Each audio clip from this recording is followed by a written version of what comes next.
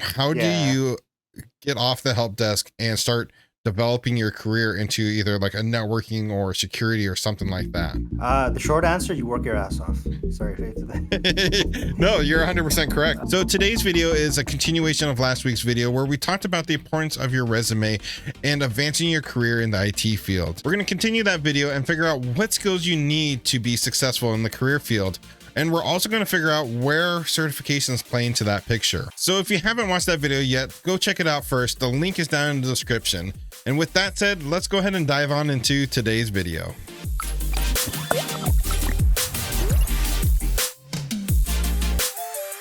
We were talking about, when you start getting into those upper level positions, which I like that conversation because I don't feel like there's a lot of help getting into the IT career field. There's not a lot of help on once you're there. What do you do to advance your career? And I kind of want to talk about that for a second. Sure. Once you've got that entry level experience, you say you've done like two years or so on the help desk or maybe more. What do you do? A lot of people say that, they kind of feel stuck there.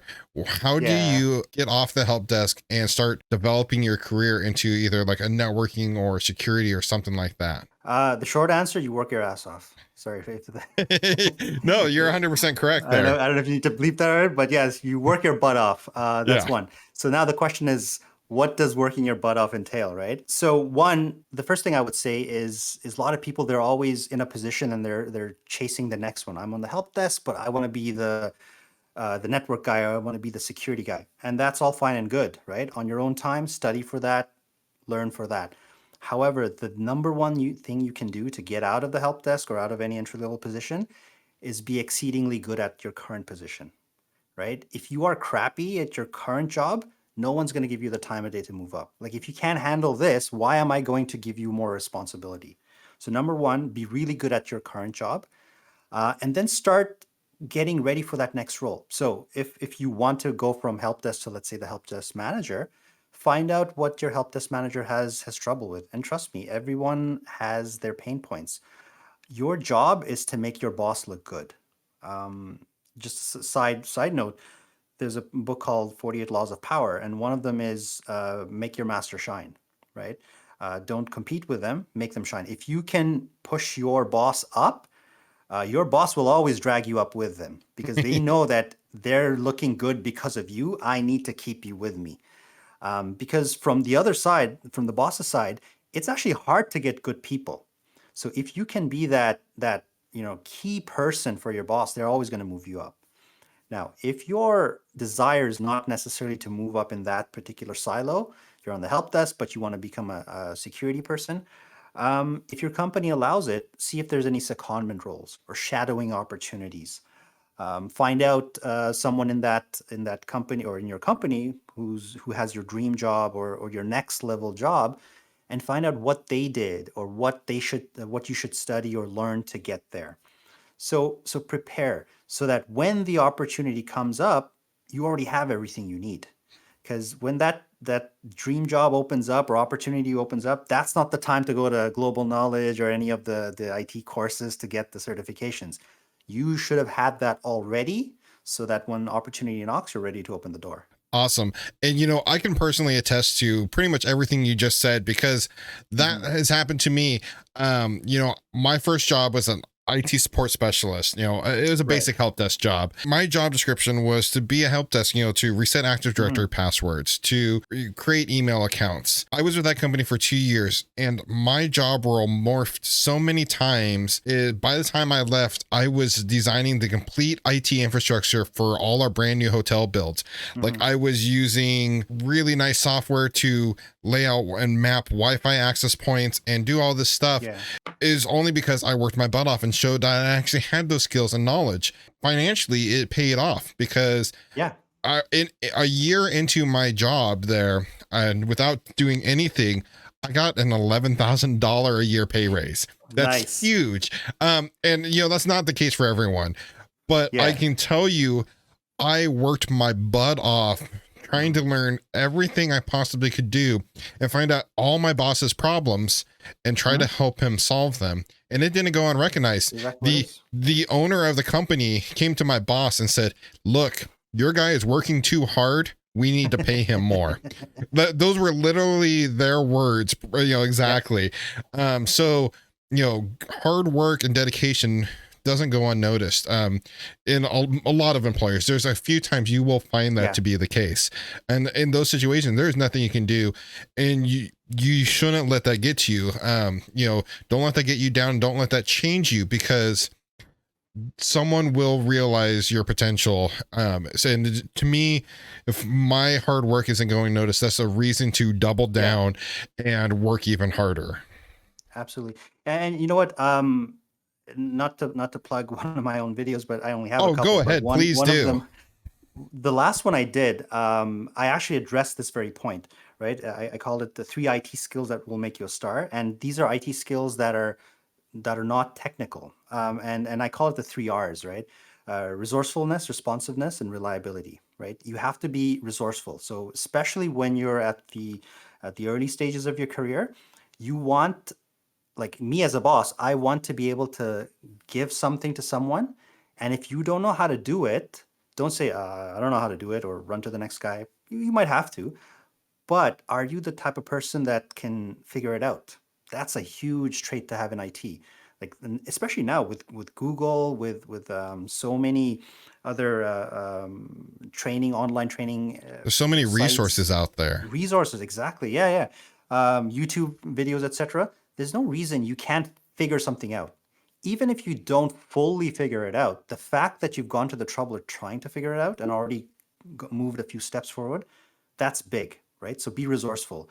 The other one is especially at my level here, when I have people coming to me, is responsiveness. I can tell you one of my personal pet peeves is that when I send an email or a message, especially if it's my own team, and it takes them forever to come back with it. It really bugs me. And other people at my level, and directors and VPs, they hate it. Even if you don't have time to get back, just reply back and say, hey John, I got your email. Yeah, let me look into it. I'll get back to you this afternoon or tomorrow, etc. Nobody expects you to drop everything and deal with their stuff. Well, they might expect you, but they're not It's not realistically real. going to It's expect not. that. Yeah, it's not a realistic expectation. Exactly. But as long as you tell them that I hear you, I'll do it, and this is when I can get back to you on it, that's enough. And last but not least is reliability. If you say you're going to do something, did you do it? If you have these 3 traits, where like you're resourceful, you're responsive, and you're reliable, I'm telling you, doesn't matter if you're on the help desk or you're like the CIO of a company, you're going to be successful. And if you're missing them, you're not going to be successful at all. I can guarantee it. So really quick, we are going to link your video down in the description. So Oh, guys, thank you. if you're interested at all in checking it out, go down in the description. It's going to be down there. I definitely highly recommend it. And Thank you. back to you, like your little thing you're talking about, emails. That's those little Yeah. things add up. And I will Hmm. tell you an honest truth right now is I almost always like I have a 3 at work. Technically I have a 4 monitor setup because I monitor a lot of Yeah. systems, but my Hmm. main computer uses 3 monitors, and almost always on one of those monitors I have my emails Yeah. up and running. And people have said, wow, are you always on your email? I'm like, no. But when the email comes in, I'll glance at it, and if something I can fire off a quick response to, Hmm. or if I can just at least let them know, hey, I received it, I'm in the middle of something, give me Hmm. however long. And that goes so long, such a long way. And people, Yeah. you build up trust, you build up so many good things by just being attentive to situations. Hmm. So You know, that's a really good. 100%. Yeah. Yeah. One of the places I actually worked at Deloitte for a few years back in the day, and one thing my boss told me at that time, and I think he's now the CTO of Deloitte Canada. I really loved what he told me, is that you have to protect your reputation. Um, you have a brand. You don't have to have like a YouTube channel or anything like that. You personally, you have a personal brand in any company that you work in. Sorry.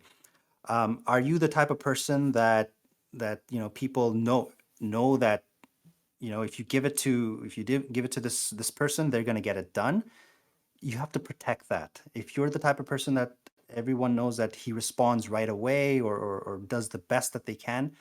That's the brand and reputation you build. So when you have a positive personal brand that you've established in your company, protect it at all costs, because it takes years to build, and it only takes a couple of miscues to really lose that trust with people. Um, and part of that is also important, is the perception. So I'll give you an example. There's some people who are very soft spoken, right? They're introverts. They don't speak up. They have good ideas. They don't speak up. Um, but that doesn't mean that they're timid or shy. That's just the way they are. But the perception is that they're very weak, or they're mute. They don't want to talk. They don't want to do stuff. They're lazy. Whatever. You have to be cognizant of what other people think about your brand as well, right? And if you see that you are developing this reputation of being this person, even though it's not true, you have to make sure that you change that, and you go from being perceived as this bad guy to being something a bit more positive in other people's eyes. So that whole concept of protecting your personal brand in a company, I think it's extremely important. So you just said something I want to touch on really quick is in IT, really in any job field, Mhm. trust can be broken so quickly. Yeah, Um, and I've seen this, and it will destroy a career in a heartbeat. yeah. And that's one thing you just got to keep in your back of your mind is, you know, be that trustworthy person, because as soon as that trust is lost, it is so difficult, if not Yeah. impossible, to build that back up. So that was a really good point. I just want to retouch on hmm that. And, it also makes a difference on the size of your company. So, for example, in a smaller company, you probably have more access to a director, VP, or even the owner of the company. You probably see them in the hallway, or Yep, I mean, now everyone's working from home, but you know what I mean. You have that absolutely. interaction with them. So if you screw up a couple of times, you still have another shot to make up your reputation. But now imagine you work for a big company, right? They have tens of thousands of people all over the world, and a VP emails you about something. You might never get another chance to talk to that VP for another 5 months, or maybe even 5 years, or never. However, that first interaction that they had with you, that they will remember that. And trust me, directors, VPs, executives, they talk amongst themselves. You might think that they don't know your name, but they know, right? That VP will be like, hey, you know what? Joe on the help desk, he was fantastic. I had this problem. He solved it. He couldn't figure it out at the beginning, but he had such a great attitude that I didn't mind. Meanwhile, another person might have this thing where he caught Joe on a bad day, and even though Joe's been 99% solid, that one day that he was off, that's when he got caught. And he's like, yeah, Joe sucks. Don't promote him, or don't give him that project, etc. I have a funny story about this. It goes back to my very first job. I was on hmm site working, just working my butt off, going above and beyond like I always did. Yeah. And I didn't realize the general manager of that location was actually related to the owner. It was the owner's sister, Okay. and I had no clue. And Yeah.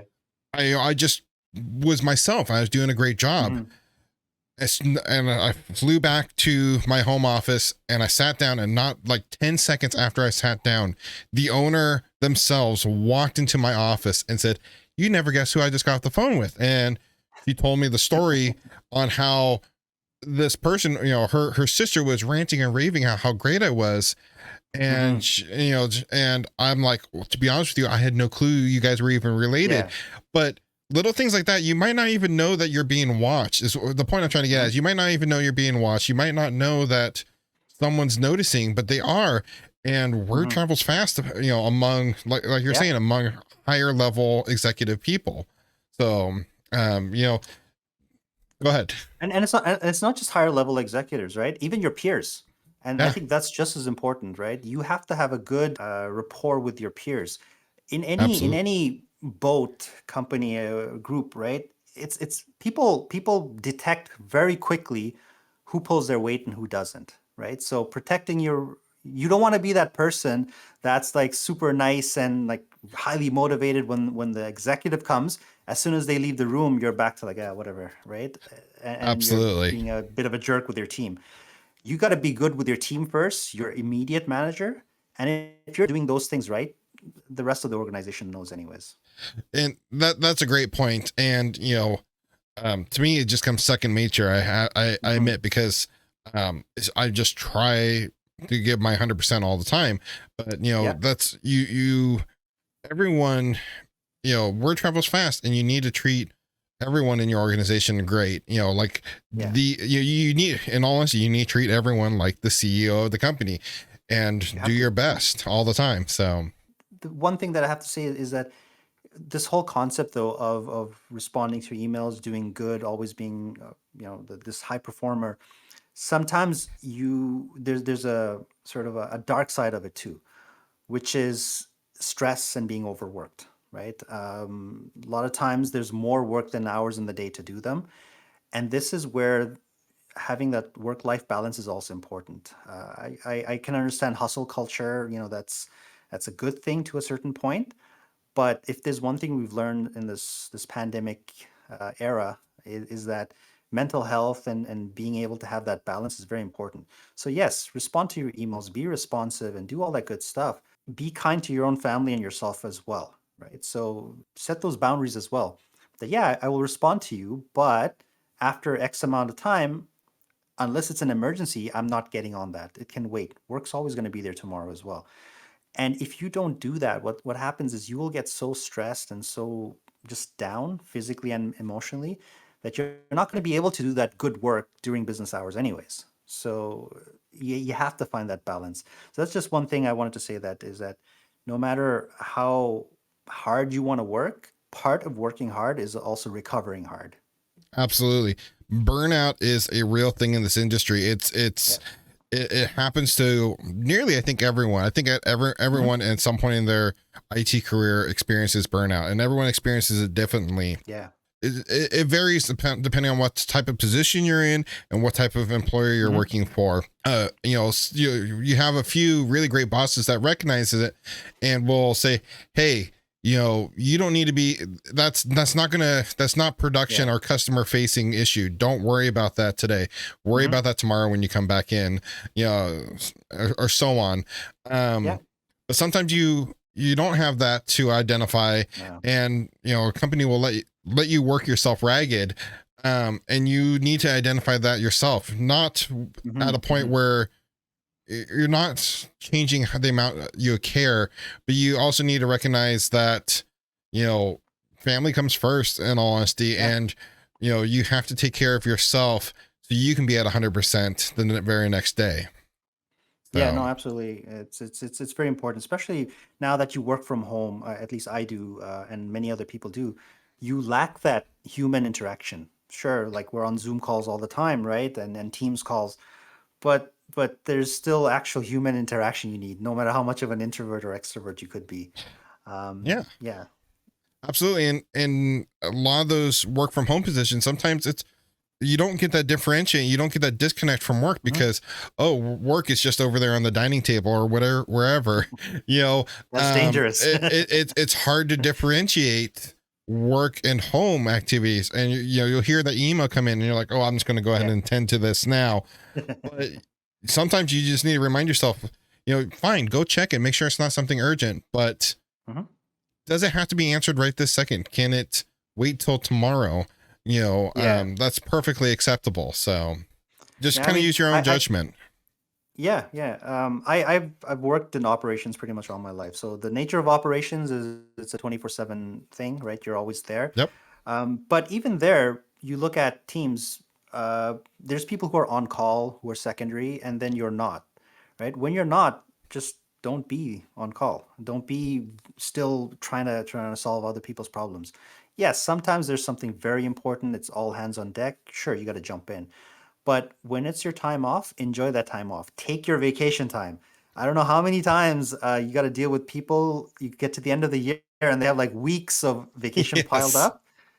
Take your time. Take it in the right parts of the year so that you're always refreshed and recharged.